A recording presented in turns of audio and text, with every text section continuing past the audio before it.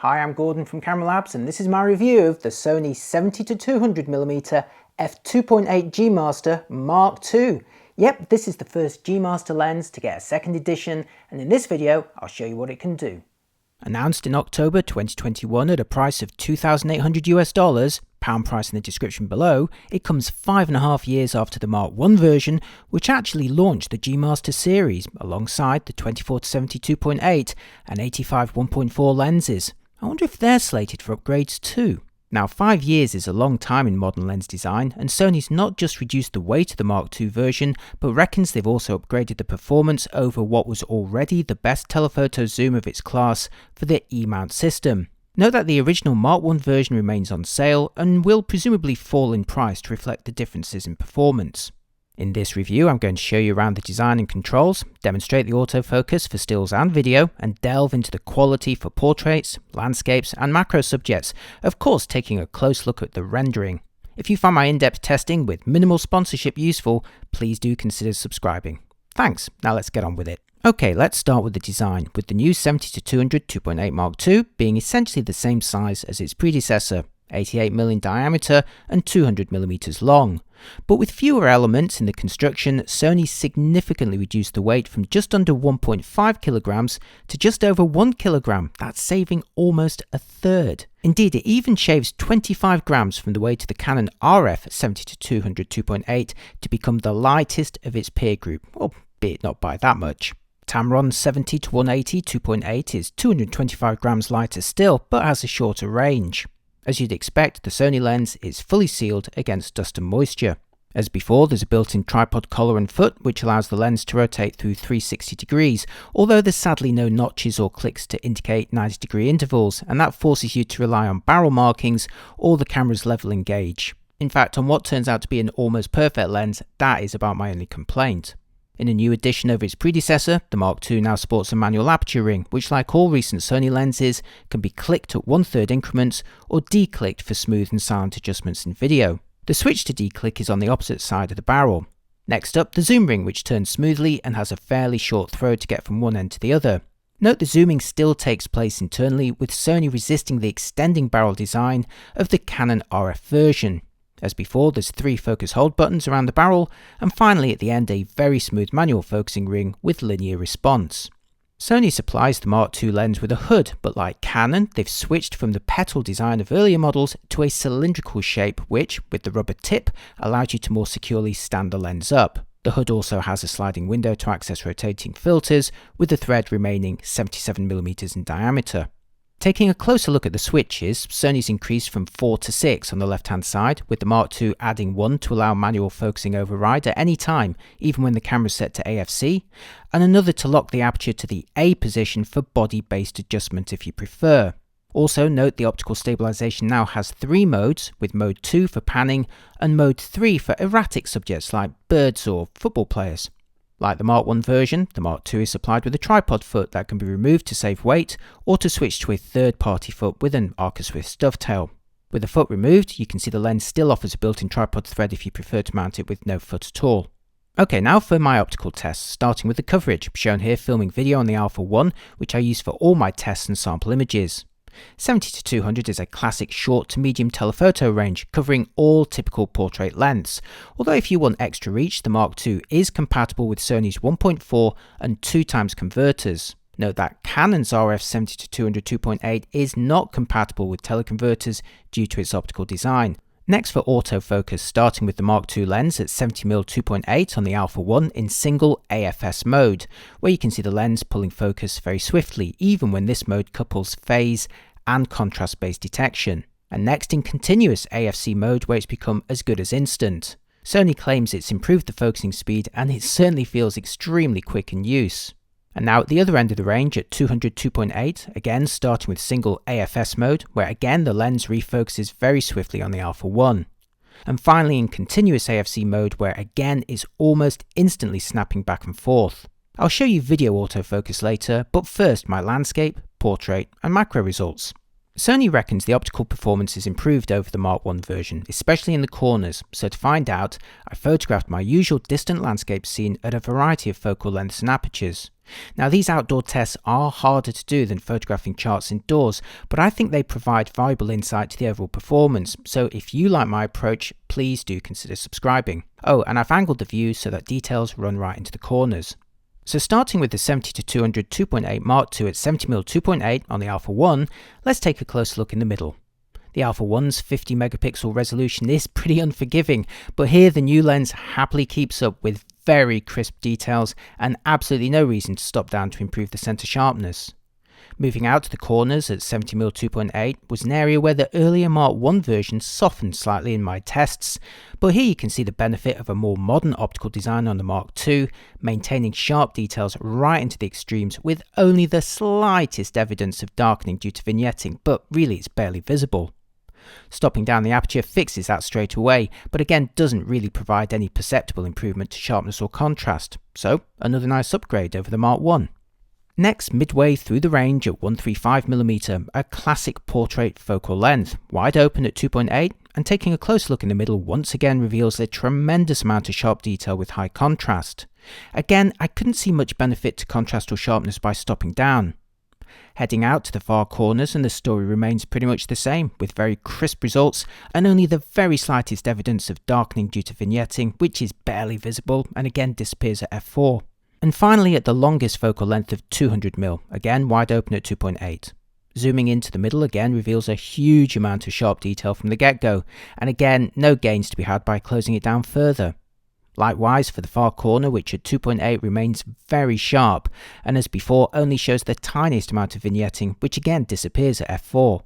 So overall, Sony has managed to improve the optical sharpness across the frame over the Mark 1, especially at the shorter end of the range. It's now become one of the sharpest tools in the box. Okay, next for portraits, the bread and butter of a 70-200 zoom. So let's start at 70mm, wide open to 2.8, where the Mark II is delivering a pin-sharp subject with a satisfyingly blurred background. Zooming into the 50 megapixel A1 image reveals razor-sharp details around my eyes and stubble without ever compromising the buttery smooth rendering behind me. This is the goal of G Master lenses, and the new 70-200 certainly delivers it. And just for reference, here's the same shot with the aperture closed one stop to f4, where the background has become more detailed without becoming distracting. And now for the other end of the range at 200mm 2.8, where the longer focal length has reduced the field of view for a less distracting background. Taking a closer look again reveals pin-sharp details on my face with perfectly focused eyes using the A1's face and eye detection, and nice smooth rendering of the trees behind me. And again for comparison, here's another version closed one stop to f4. Moving on to the rendering of bokeh balls, here's the 70-200 2.8 Mark II focused close to its minimum distance at 70mm 2.8, where you can see the blobs are very well behaved with minimal outlining or textures inside. As I gradually close the aperture, you can see the blobs also remain mostly circular, rarely if ever revealing the shape or construction of the diaphragm system. And next at 200 2.8, where the bokeh balls become larger but remain essentially bereft of artifacts, certainly no outlining or onion rings to complain about here, which is impressive for any zoom. And again, as I close the aperture down one stop at a time, you'll see the diaphragm system stays out the way with the blobs remaining mostly circular.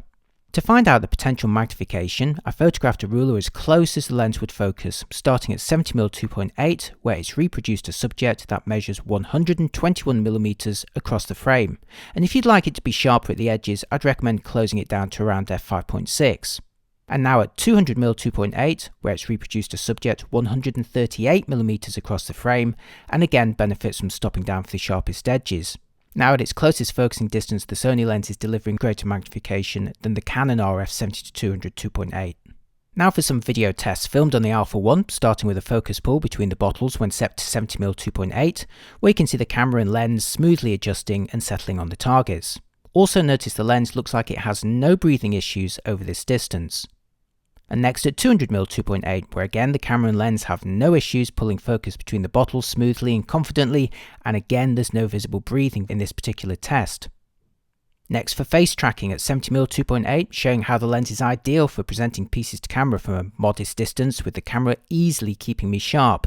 And now again at 200mm, where you'll ideally need someone behind the camera to aim it properly, but as you saw in the stills portrait section, there's plenty of opportunities to concentrate on the subject and blur everything around them, but always with the knowledge that the camera's face and eye detection will keep them sharp.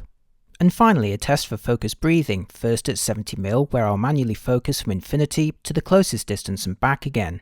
Now there is a small change in magnification here, but it is less than both the Mark I version of the lens and Canon's RF version too. And remember, this is going through the entire focus range, which you're never likely to do in practice. And next at 200mm, where focusing from infinity to the closest distance and back again shows a small amount of breathing, but again it's less than before and nothing you'd notice in real life situations like that focus pulling test between the bottles.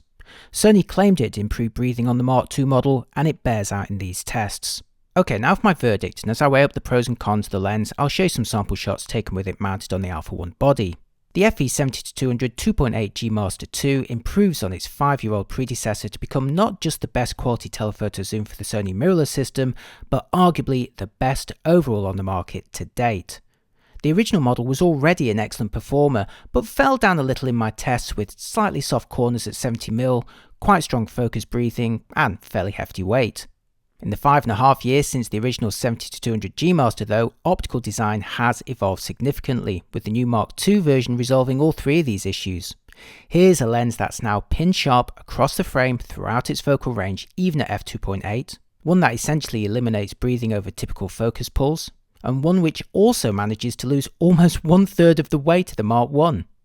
Now to be fair, Sony's claim of it becoming the world's lightest 70-200 2.8 only applies by a few grams over the Canon RF 70-200 2.8, but both of these lenses represent a significant weight saving over older or many rival models, and believe me, you really notice the almost half-kilo weight saving when you're shooting with either of these new lenses during a long event, be it a wedding, a sports match or a wildlife hike. Interestingly, while Sony's reduced the weight of the Mark II version, it remains essentially the same size as the Mark I and continues to zoom internally, whereas Canon's opted for an extending zoom for its RF version, allowing that lens to become much more compact and transportable at 70mm. Now there's pros and cons to each approach, but whether as a result of this design or not, the Canon RF lens does suffer from quite noticeable focus breathing that does reduce the magnification as you focus closer to a subject. So while both lenses share similar sharpness across the field and across their range, the Sony suffers from much less breathing, delivers greater reproduction at close range, was a fraction quicker at focusing my tests, supports the use of teleconverters, and may be better sealed depending on how Canon's extending barrel fares over time. Both lenses are also similarly priced. So while I love being able to squeeze the Canon lens into a smaller bag, the Sony simply outperforms it optically when considering all of my tests. Now Sony's keeping the original Mark I 70-200 2.8 on sale alongside the new version, so it'll be interesting to see how their prices compare over time. The old model remains a superb lens with portrait or event shooters unlikely to be bothered by slightly soft corners at 70mm, and it could end up being a bargain option. But the weight saving of the new version is significant, especially over longer periods, while videographers will appreciate the much reduced breathing, and it's reassuring to know the lens will deliver impeccable sharpness at any focal length or aperture. So like all of Sony's recent lenses, it's an excellent performer that comes very highly recommended. Right, that's it for another lens review. If you find my in-depth tests with outdoor comparisons useful, please consider giving my channel a follow and checking out some of my other reviews. If you really like what I do, I'm always up for a coffee, or you could treat yourself to my in-camera photography book or some Camera Labs merchandise, and I've linked to everything below. Thanks for watching, let me know what you think in the comments, and I'll see you next time. Bye bye.